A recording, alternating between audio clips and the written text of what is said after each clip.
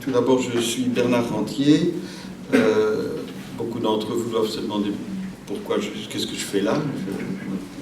Je n'habite pas Cointe, je ne suis impliqué dans aucun mouvement, quel qu'il soit. Par contre, j'ai un passé de recteur dans cette ville. Et ce dont nous allons parler aujourd'hui, c'est de l'Observatoire qui fut un fleuron de l'Université de Liège. Alors, il ne l'est plus, donc vous me direz, t'es-tu alors, hein, puisque si vous l'avez vendu, laissez les gens se débrouiller. En fait, je suis aussi devenu le président des Amis de l'Université de Liège. Et dans les Amis de l'Université de Liège, il y a beaucoup de monde qui se préoccupe beaucoup du patrimoine de l'université ou de l'ancien patrimoine de l'université. Alors tout d'abord, je voudrais saluer tout le monde et vous remercier sincèrement d'être ici.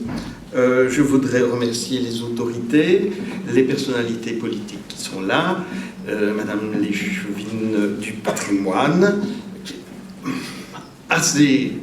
nous sommes très très contents qu'elle soit là parce que le sujet est bien celui-là.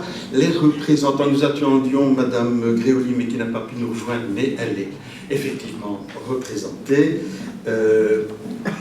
Et donc, Monsieur Lejeune, il y a aussi des représentants des différentes formations politiques. C'est pas tout à fait un hasard, c'est parce que nous voulions, dans le groupe relativement informel qui s'est constitué pour la défense de l'Observatoire, nous souhaitions profiter un petit peu du timing qui est celui du fait que nous sommes en avril 19 et qu'il va se passer des choses en mai 19, pour essayer de tâter le terrain et de savoir quelles étaient les perceptions des uns et des autres par rapport à l'avenir de l'Observatoire. Alors, peut-être quelques petits mots préliminaires parce que les événements se précipitent, il se passe plein de choses. Vous savez probablement tout ce qu'il y a eu en 2017. Moi,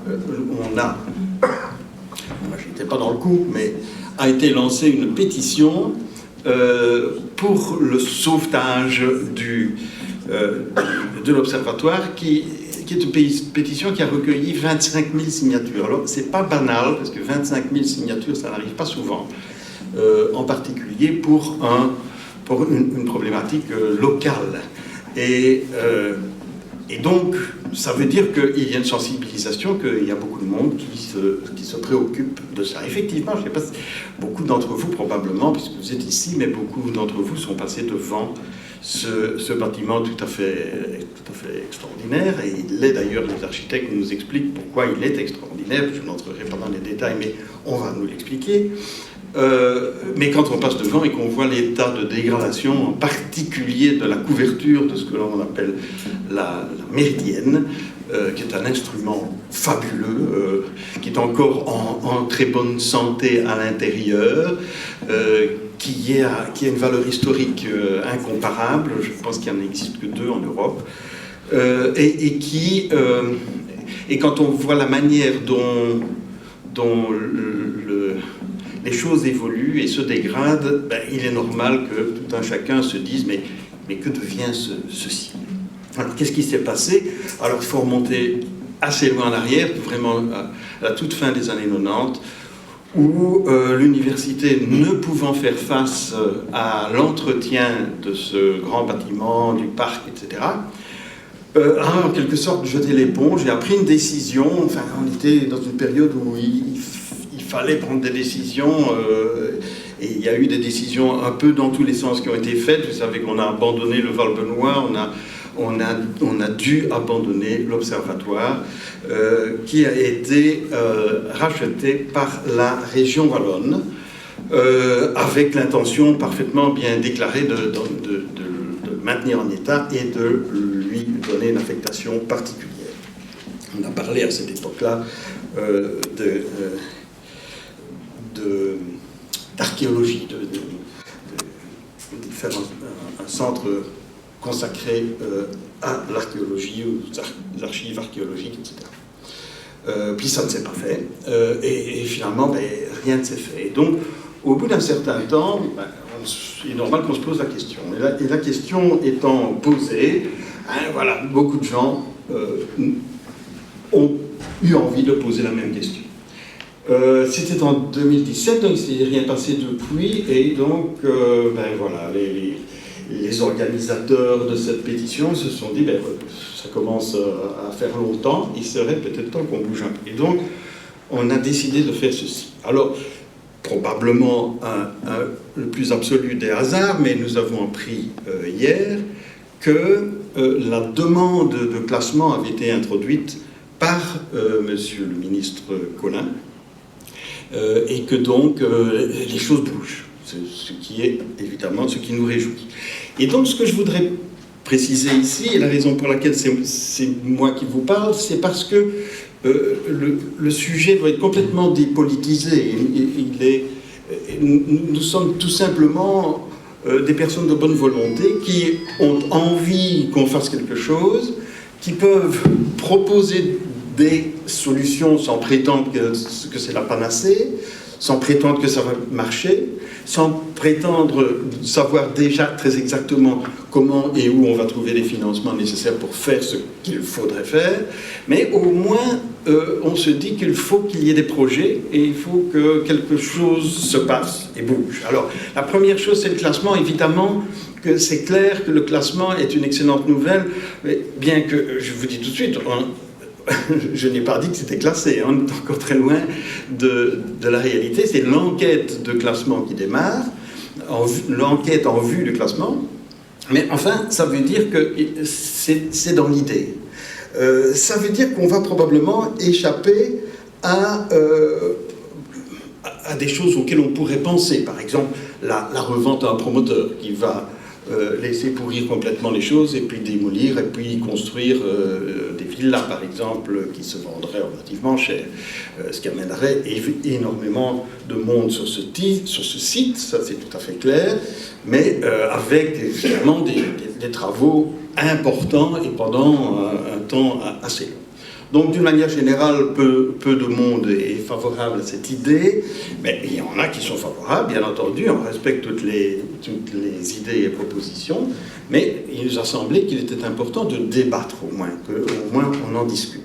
Alors, nous ne voulons pas non plus partir comme des grands naïfs, donc c'est aussi très bien que les uns et les autres qui ont des compétences nous disent dans quelle mesure c'est un rêve inaccessible, ça n'a pas de sens, laissez faire les autres, ça va aller, ça va pas, voilà.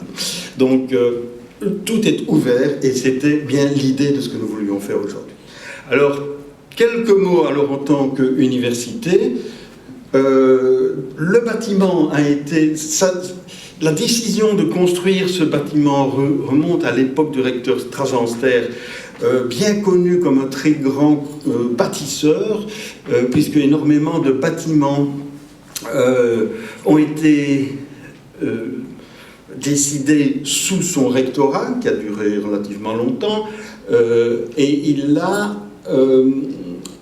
ainsi fait construire toute la série des bâtiments que l'on appelle les bâtiments Stragenster, notamment les bâtiments qui se trouvent du côté de l'Institut de zoologie, l'Institut de physiologie, l'Institut d'anatomie, tous ces bâtiments-là, et le bâtiment de l'Observatoire. Alors, tous avec des styles particuliers, je ne m'aventurerai pas à les caractériser, mais avec une très grande originalité, reconnue par tout le monde comme valant vraiment la peine d'être préservée. Alors ici, des bâtiments comme celui-ci et du même genre que celui-ci, il y en a très peu qui sont classés en région wallonne. Il y en a notamment deux à Liège qui sont bien connus. C'est la partie du palais du gouverneur. Et c'est la face vers l'ancienne place Lodger. Et puis vous avez la Grand Poste. Bon, ça, c'est classé, mais jusqu'ici, le bâtiment de l'Observatoire n'est pas classé. Donc, voilà, la porte s'ouvre. Alors, la décision a été prise en 1870, et c'est seulement en 1881 que enfin dans la période 80-82, que le bâtiment a été construit. Alors, en même temps que le bâtiment a été construit, on a aménagé un parc avec une très grande attention aux aspects botaniques, et en particulier, il y a eu des arbres qui ont été plantés, qui sont maintenant centenaires, bien entendu, et qui sont des arbres tout à fait magnifiques. Il y a notamment un platane tout à fait exceptionnel, et il y a pas mal d'espèces végétales qui ont été implantées là-bas, y compris venant de l'étranger. Il y a des essences nord-américaines, etc. Enfin, il y a énormément de valeur dans le parc lui-même. Le bâtiment lui-même est un peu hétéroclite, puisqu'il y a le bâtiment principal, mais ça on va vous en parler, et puis on a construit dans les années 60 un deuxième bâtiment qu'on appelle le bâtiment jaune, qui n'a pas la même couleur de brique, mais qui est considéré comme un bâtiment tout à fait intéressant de l'architecture nouvelle des années 60. Dernière chose, je voudrais remercier toutes les personnes qui se sont impliquées dans l'organisation de ceci. Ce n'est pas rien, et ça a été encore bien pire par le fait que nous ayons dû changer de crèmerie, comme on dit. Alors, bien sûr, le clou, c'était d'organiser ça sur place. Le bâtiment n'est cependant pas tout à fait accessible à un nombre infini de personnes. Et donc, quand c'est quelques personnes ou des petits groupes, on peut obtenir des autorisations relativement facilement, mais lorsque on accueille un public plus vaste, c'est évidemment beaucoup plus compliqué. Et donc, nous n'avons finalement pas pu vous faire venir tous ensemble dans ce bâtiment-là. Mais je voudrais remercier toutes les personnes qui se sont dévouées pour ça, parce que ça fait quand même plusieurs jours que plusieurs d'entre elles se sont dévouées et sont allées nettoyer, dégager, protéger, faire en sorte qu'on puisse y aller. Mais malheureusement, voilà, à la toute dernière minute, nous avons été obligés de changer de lieu.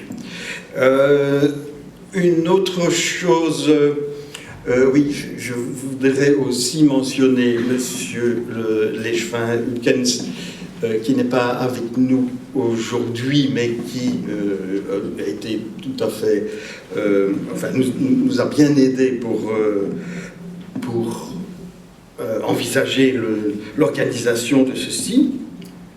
Et je voudrais vous signaler que la séance ici est enregistrée, filmée. Je dis ça parce que si certains d'entre vous veulent poser des questions, alors ils doivent savoir qu'ils vont être filmés. Et donc, je ne veux prendre personne par surprise par rapport à ça, que vous sachiez ce qui se passe vraiment. On n'a pas pu faire du streaming, mais on aura une vidéo qui sera disponible et que vous pourrez revoir. Voilà, j'ai été suffisamment long, je pense, et ce que je vais essayer de faire maintenant, c'est d'abord de vous présenter les différentes personnes qui vont intervenir. Nous aurons Antoine Baudry, Delphine Peters et François Schreuer qui vont intervenir successivement avant que nous ouvrions le débat.